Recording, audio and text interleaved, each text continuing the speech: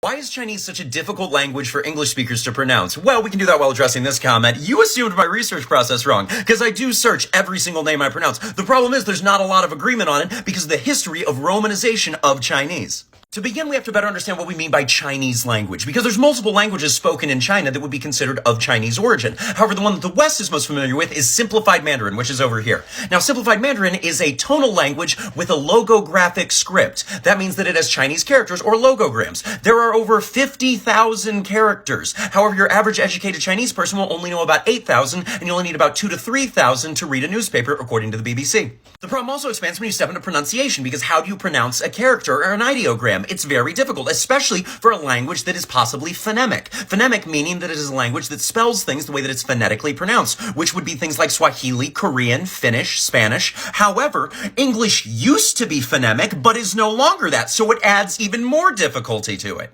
English is considered alphabetic but non-phonemic. It used to be phonemic back in the Middle Ages, but now we've got 26 letters in the alphabet that make roughly 44 sounds, which makes it even more difficult to translate things into English. And that's the system that Robert Morrison, a Protestant missionary, was trying to use when he was trying to fuse Chinese and English in his very first Chinese-English dictionary.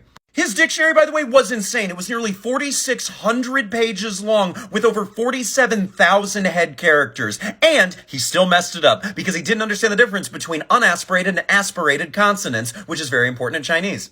Another very popular system was the Wade-Giles system, created by a guy named Francis Wade, who was England's ambassador to China in the late 1800s. It was further polished by a guy named Herbert Giles. The problem is, it was not without its faults. So even though this continued on for a while, it was eventually replaced by something called Pinyin. If you want to see how they differ, Pinyin is over here, Wade-Giles is over here, and in between is Chinese characters. But to make this even more difficult, Wade-Giles was not entirely done away with. In fact, they still use them as some proper nouns. So if you look back at where this comment came from for the video, this was in between that first Robert Morrison publishing and while Wade-Giles was creating theirs before Pinyin existed. So which pronunciation do you use and which spelling? In conclusion, both English and Chinese are very difficult, very different languages. So it's no shock that getting the correct pronunciation going either way is incredibly difficult for native speakers of either of those languages. However, I love history from all over the world, and I want to keep bringing that to as many people as possible. And if you're distracted by the minutia of the common way that I say a name versus a different common way that you like,